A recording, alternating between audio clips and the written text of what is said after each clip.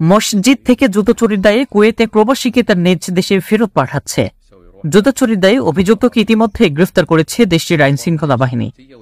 Gulf নিউজের খবরে বলা হয়েছে, অভিযুক্ত প্রবাসী মিশরের নাগরিক। তিনি সালমি এলাকার একটি মসজিদ থেকে জুতো চুরি করেন। তার বিরুদ্ধে একাধিক চুরি এবং বিশ্বাসভঙ্গের ঘটনা সহ অপরাধমূলক কার্যকলাপে জড়িত থাকার ঘটনা রয়েছে। মসজিদ থেকে জুতো চুরির ঘটনার একটি ভিডিও ফুটেজ সোশ্যাল মিডিয়ায় ভাইরাল হয়েছে। প্রকাশিত ফুটেজে স্পষ্ট দেখা যাচ্ছে মিশরের ওই লোকটি জুতো চুরি করছেন। গালফ নিউজ বলছে, অপরাধের ঘোষণার অংশ হিসেবে কুয়েতের স্বরাষ্ট্র মন্ত্রণালয় ওই প্রবাসীর একটি ছবিও প্রকাশ করা হয়েছে। তার বিরুদ্ধে বিচারাধীন মামলার রেজুলেশন অনুসরণ করে অভিযুক্তকে নির্বাসন তথা নিজ দেশে ফেরত পাঠানোর সিদ্ধান্ত নেওয়া হয়েছে। এই ঘটনায় ব্যাপক ক্ষোভের জন্ম হয়েছে বলে জানিয়েছেন গালফ নিউজ।